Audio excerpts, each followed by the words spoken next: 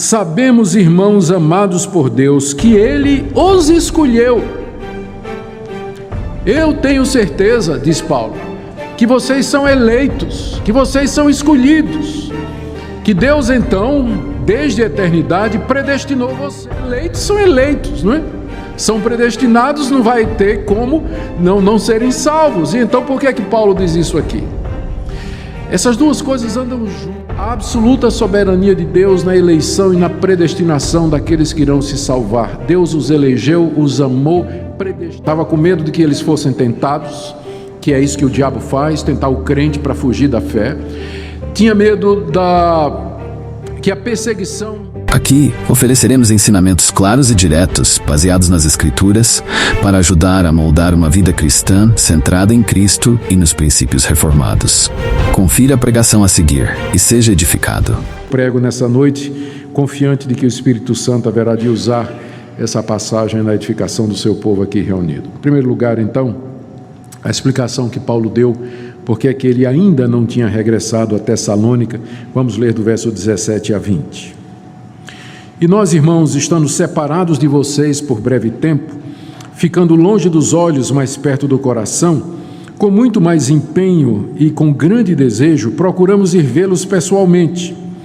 Por isso quisemos ir até vocês, pelo menos eu, Paulo, por mais de uma vez. Porém, Satanás nos barrou o caminho. Pois quem é a nossa esperança ou alegria, ou a coroa em que nos gloriamos na presença de nosso Senhor Jesus Cristo em sua vinda? Não é verdade que são vocês? Sim, vocês são realmente a nossa glória e a nossa alegria. Embora Paulo tivesse separado deles por um pouco de tempo, ele ainda os tinha no coração, afirma ele no verso 17. Irmãos, estando separados de vocês por breve tempo, fazia pouco tempo que ele tinha saído de Tessalônica, nós ficamos longe dos olhos, mais perto do coração. Isso, inclusive, é o tema de um bolero na minha época de juventude, não é? Eu acho que os que têm a minha idade aqui se lembram desse bolero, que expressa uma verdade, ainda que não esteja na Bíblia, né? Mas agora está, né? Está na Bíblia. Quem sabe os caras lá se inspiraram aqui, longe dos olhos, mas perto do coração. Era o que Paulo estava sentindo com relação àqueles irmãos, estava ausente deles, mas o coração dele estava muito próximo, não é? Essa expressão apenas mostra o amor e o carinho que Paulo estava sentindo por ele. Ele diz aí no verso 17 que estando separado de vós por breve tempo. A palavra que Paulo usa no original e que foi traduzido aqui como separado é uma palavra que é mais bem traduzida por orfanados, que é a tradução Almeida atualizada, não é? Porque é uma palavra que indica a separação de pais e filhos. Tanto o sentimento que os filhos têm quando são separados dos pais, como os pais têm quando são separados dos filhos. A sensação de serem órfãos, né, de estarem orfanados. Era assim que Paulo sentia com relação à igreja de Tessalônica. Não é como se fosse alguém que tinha sido orfanado dos seus filhos. Essa expressão indica o grande amor e o sofrimento intenso que Paulo estava passando por estar longe da igreja de Tessalônica.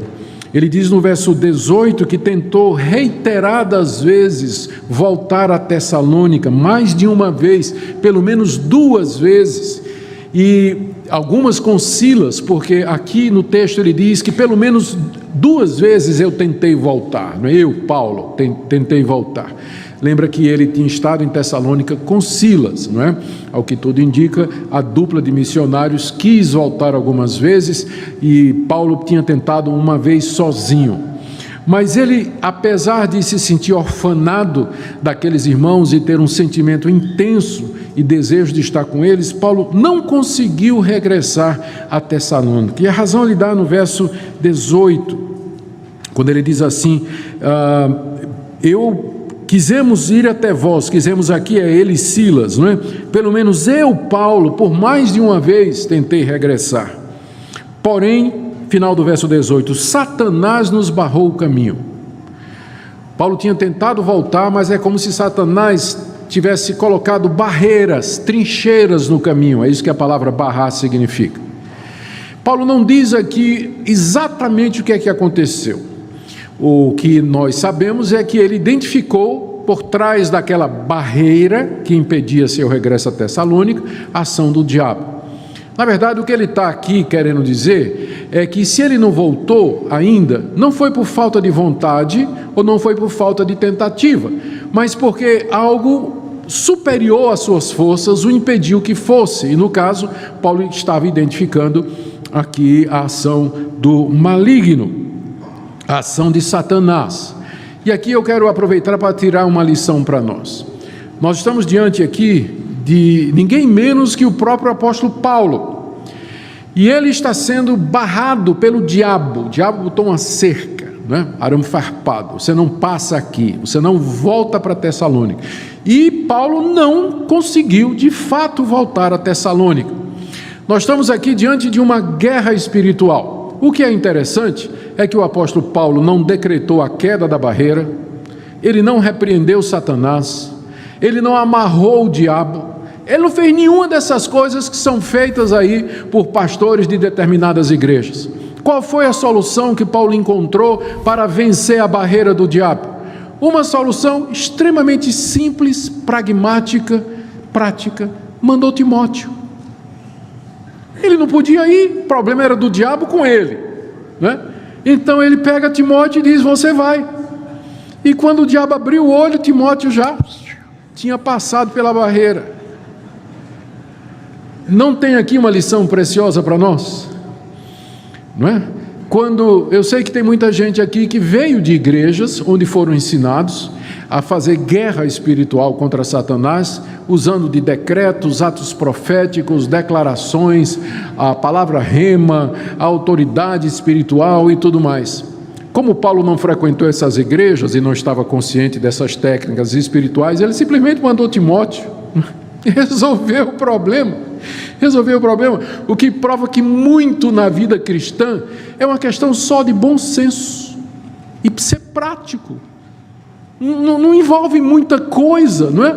Não é que não há uma dimensão espiritual e sobrenatural nos nossos conflitos diários, mas muitos deles se resolvem simplesmente com medidas práticas. Com medidas práticas, igual aquele moço que veio se queixar que o diabo está sendo muito tentado pelo diabo no trabalho, que já tinha amarrado, decretado a queda, não tinha dado certo. Em que sentido? Não, porque o chefe contratou uma estagiária lá, muito bonita, e que ela fica me tentando, tal, fica dando em cima de mim, está muito difícil, eu já amarrei o diabo. Eu digo: meu irmão, é muito simples resolver isso aí, peça transferência para outro setor. Resolver o problema. Muito na vida cristã é bom senso. Bom senso, porta aberta. Em vez de se meter nesse misticismo que são ensinados por esses pastores, né? de coisas na vida espiritual, guerra espiritual, uma tecnologia espiritual que foi especialmente revelada por Deus para enfrentar os poderes e potestades, que acaba não dando em nada, não é? Então, resolve a questão sendo simples, como o apóstolo Paulo, prático. Eu não posso ir, o diabo se opõe a mim, então eu vou mandar Timóteo, porque a briga é entre eu e o diabo. Timóteo não tem nada com isso, ó. Timóteo vazou e chegou em Tessalônica. Essa é a razão pela qual Paulo até agora não tinha conseguido ir a Tessalônica, porque Satanás lhe barrou o caminho. A interpretação mais provável do que Paulo está dizendo aqui, ele não diz em que sentido Satanás lhe barrou o caminho, é que por conta da expressão barrou, é um verbo muito específico no grego, que significa exatamente isso, colocar barricadas numa estrada, num caminho. Talvez Paulo esteja se referindo à ação dos judeus incrédulos que o expulsaram de Tessalônica e que foram persegui-lo lá em Bereia e que moviam uma campanha violenta contra o apóstolo Paulo. Então aqueles mesmos judeus que expeliram Paulo da cidade de Tessalônica eram os mesmos que tinham montado barricada à entrada da cidade, usando as autoridades que já estavam do lado deles para não deixar o apóstolo Paulo passar. Talvez a referência tenha sido a isso, nós não temos certeza, porque o que realmente importa é o ponto de Paulo aqui. Se eu não voltei ainda, não é porque eu não tenha querido, não é porque eu não desejei, não é porque eu não tentei, mas é de fato fatores superiores, por motivo de força maior, eu realmente não pude regressar até vocês. A razão pela qual Paulo tanto tinha desejado regressar está aí nos versos 19 e 20. Pois quem é a nossa esperança? Quem é a nossa alegria ou a coroa em que nos gloriamos? na presença de nosso Senhor Jesus Cristo em sua vinda. Não é verdade que são vocês? Sim, vocês são realmente a nossa glória e a nossa alegria. A razão pela qual Paulo tanto desejava voltar e rever aqueles convertidos é que eles eram a alegria de Paulo, eles eram a esperança de Paulo, eles eram a coroa de Paulo, eles eram a glória de Paulo. E de fato, qual é a alegria, a esperança, a coroa e a glória de um pastor, senão os frutos que o seu ministério produz? É nisso que está a alegria do pastor verdadeiro. É nisso que o seu coração se regozija, com os frutos produzidos.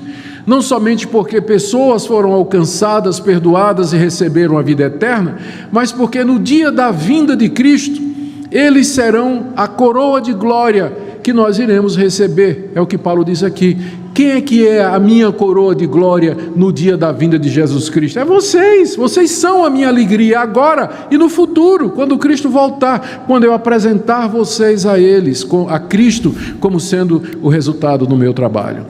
Então Paulo estava desejoso de voltar a Tessalônica exatamente para terminar o seu trabalho com aqueles irmãos dos quais ele tinha sido orfanado de maneira tão violenta pela perseguição que caiu sobre eles. Em resumo, então, queridos, aqui na primeira parte, nós temos Paulo deixando claro que sua ausência até o momento não era por falta de vontade ou tentativa, mas realmente porque ele havia sido impedido por Satanás. Agora, a segunda parte, que está aí no capítulo 3, de 1 a 5, ele então explica que foi por esse motivo, porque ele estava impedido, que ele acabou mandando Timóteo. Capítulo 3, de 1 a 5, ouçam. Por isso, não podendo esperar mais, achamos por bem ficar sozinhos em Atenas e enviar o nosso irmão Timóteo, ministro de Deus no Evangelho de Cristo, para fortalecer e animá-los na fé, a fim de que ninguém se inquiete com essas tribulações, porque vocês mesmos sabem que fomos designados para isso, pois quando ainda estávamos com vocês, predissemos que íamos passar por aflições, o que de fato aconteceu e é do conhecimento de vocês. Foi por isso que já não me sendo possível continuar esperando, mandei perguntar a respeito da fé que vocês têm, temendo que vocês fossem provados pelo tentador e que o nosso trabalho se tornasse inútil.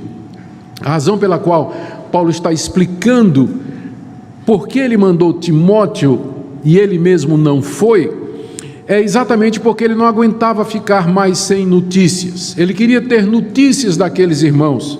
E é por isso que ele não foi pessoalmente, ele não pôde ir, mas acabou mandando Timóteo, não é?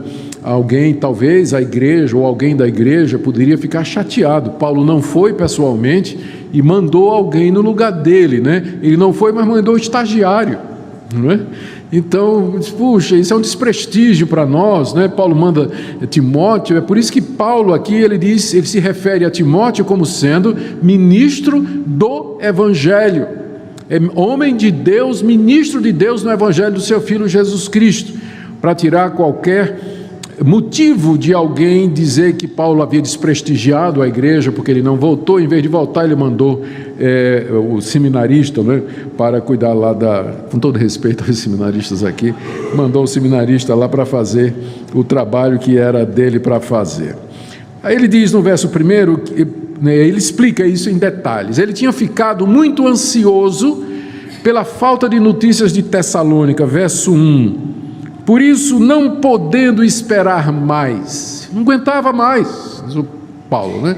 Não aguentava mais, eu fiquei sem saber o que é que aconteceu com vocês. Vocês perseveraram? Como é que vocês suportaram aquela onda de perseguição? Coração aflito, esperando notícias que custavam a chegar. Ele estava muito aflito. E a coisa tinha se desenrolado depois que ele saiu de Tessalônica, tinham tomado um rumo bastante inesperado. Ele saiu de Tessalônica junto com Silas, foi para a cidade de Bereia, onde pregou o evangelho, plantou a igreja. Os judeus de Tessalônica souberam que ele estava em Bereia, vieram até Bereia, armaram o maior barraco contra o apóstolo Paulo lá em Bereia.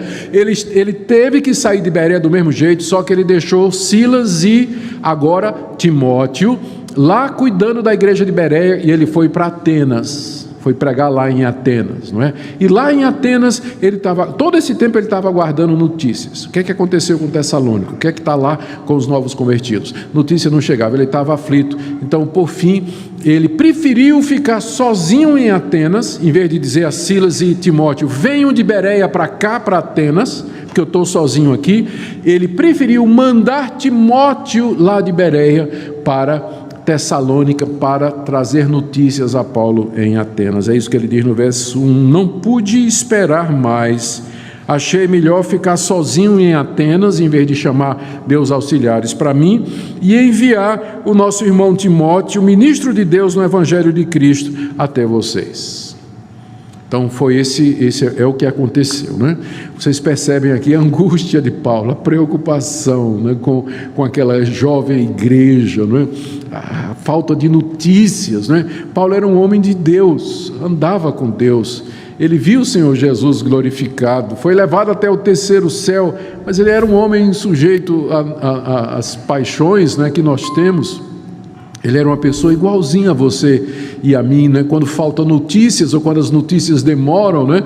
A gente fica ansioso, né? Fica angustiado querendo saber de fato como as coisas estão acontecendo. Assim era Paulo. Essa é a razão então que ele não aguentava mais, então que ele mandou Timóteo para ter notícias lá de Tessalônica. A missão de Timóteo está aí no verso 2 em diante, final do verso 2 até o verso 4. A missão de Timóteo, Paulo diz aqui, era primeiro fortalecer e animar aqueles irmãos, para que eles não ficassem inquietos com as tribulações que Paulo estava passando. É interessante aqui, Paulo está preocupado com o fato de que eles estão passando por tribulações e perseguições. Foi assim que ele deixou a cidade, com a igreja sendo perseguida.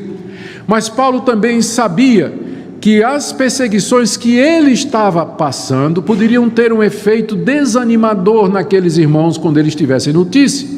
Então a missão de Timóteo era não somente confortá-los e fortalecê-los nas suas tribulações que eles estavam passando, mas também que eles não ficassem inquietos com os sofrimentos que Paulo estava passando, com as perseguições que Paulo estava passando. Aquela perseguição movida por aqueles judeus, primeiro em Tessalônica, depois em Bereia, onde quer que Paulo fosse. Paulo então lembra para eles, não é, no verso 4, lembra para eles no verso 3, o que ele já tinha dito lá, quando esteve lá a primeira vez. Paulo já tinha dito: irmãos, vocês lembram que eu já disse a vocês que nós fomos designados para isso, que os ministros do Evangelho, os pregadores da palavra, eles foram designados por Deus para sofrerem por conta do ministério que eles desenvolvem. E Paulo tinha predito, agora sim chegamos no verso 4, Paulo já tinha predito que estes sofrimentos viriam sobre ele.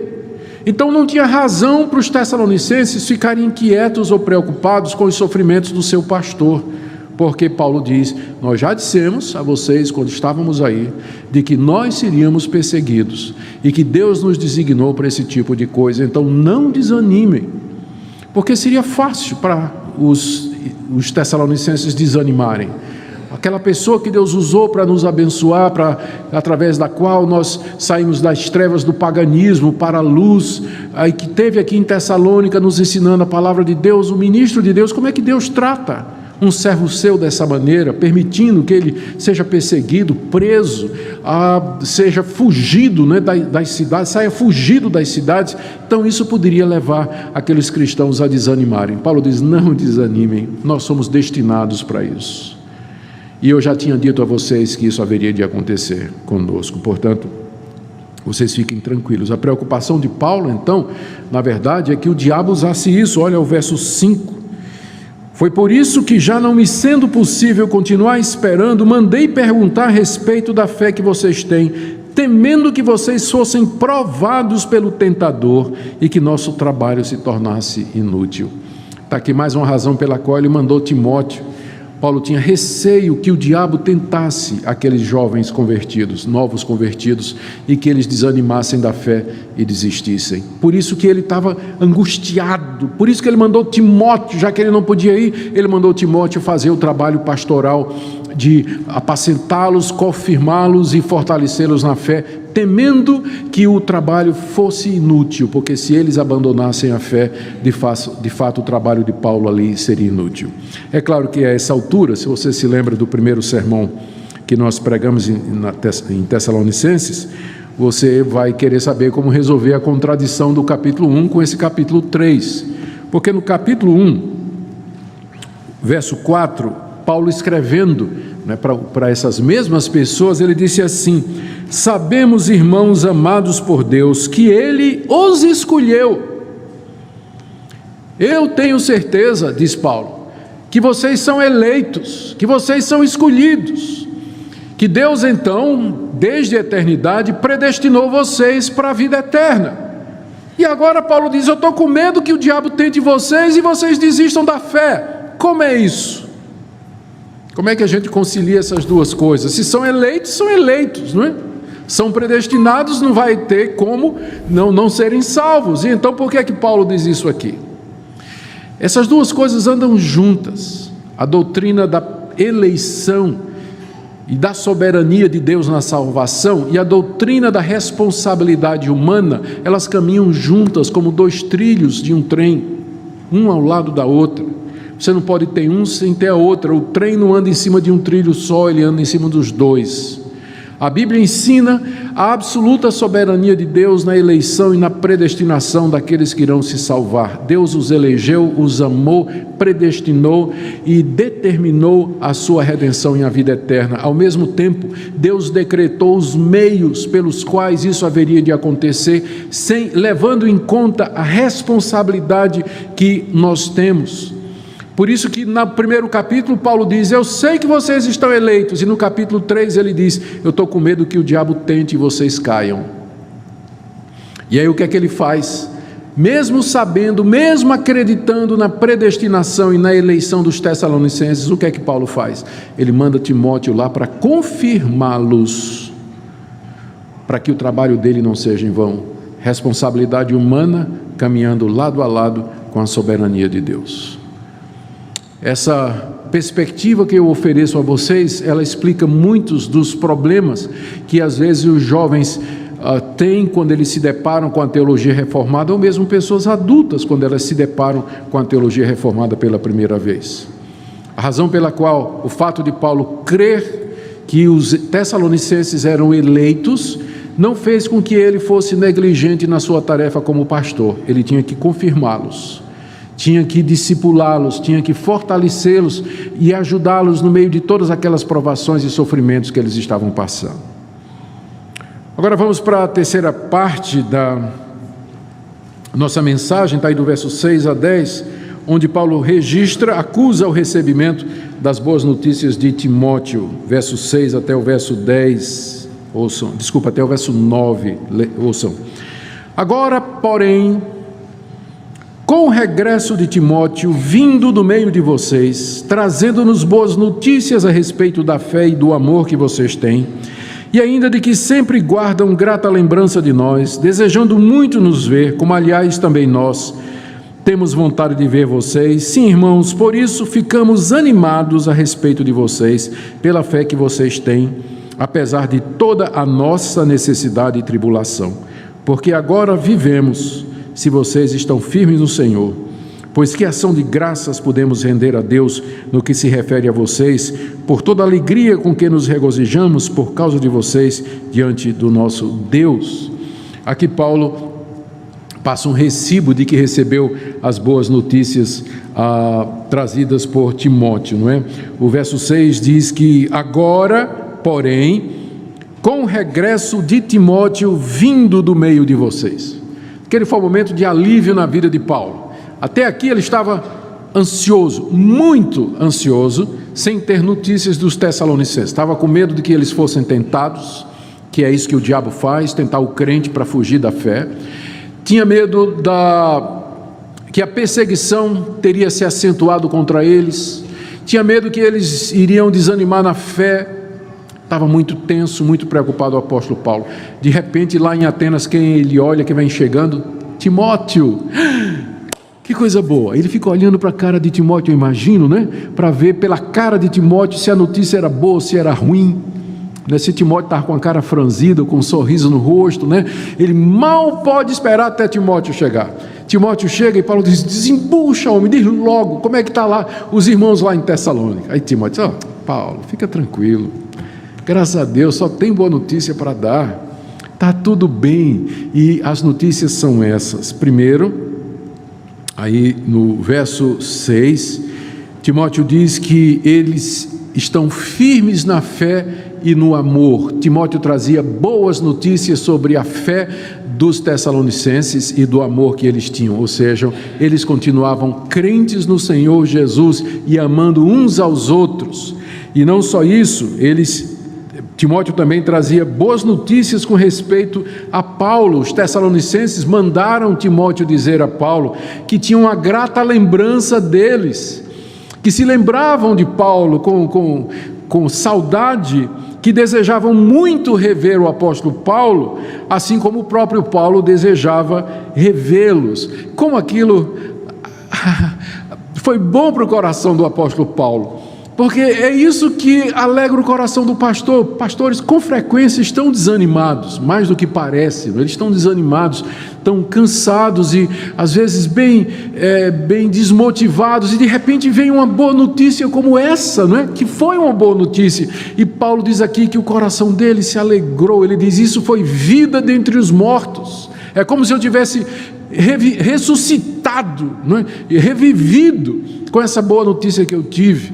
E de fato nada alegra mais o coração de um pastor do que isso, como disse o apóstolo João nas suas duas cartas, na primeira e na segunda e na terceira carta, quando ele diz assim: não tenho alegria maior do que essa, do que ouvir que os meus filhos andam na verdade.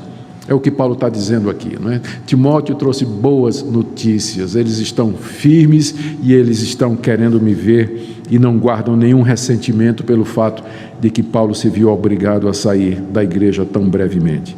E aí Paulo manifesta então o sentimento dele diante daquelas notícias. São três reações, né? Três coisas que Paulo diz que ele sente com relação àquelas notícias. A primeira está aí no verso 7, quando ele diz assim: sim, irmãos, por isso ficamos animados, encorajados a respeito de vocês, pela fé que vocês têm, apesar de toda necessidade e tribulação.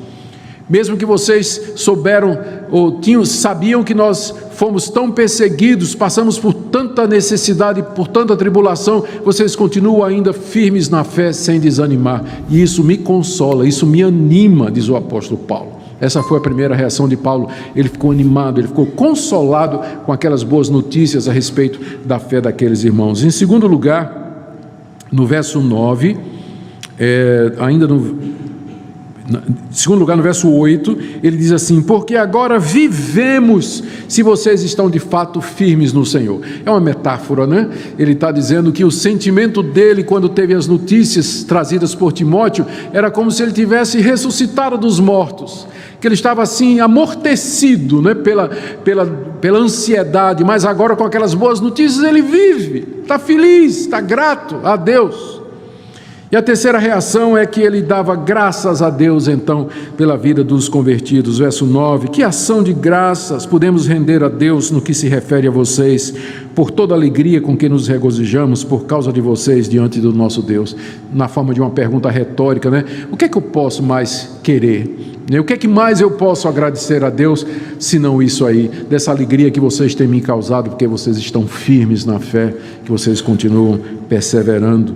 Graças a Deus por isso. Se você gostou deste vídeo e quer continuar sendo abençoado com mais conteúdos poderosos, não se esqueça de se inscrever no canal Ecos da Salvação. Isso ajuda você a não perder nenhum dos próximos vídeos com pregações impactantes do Reverendo Augustus Nicodemos.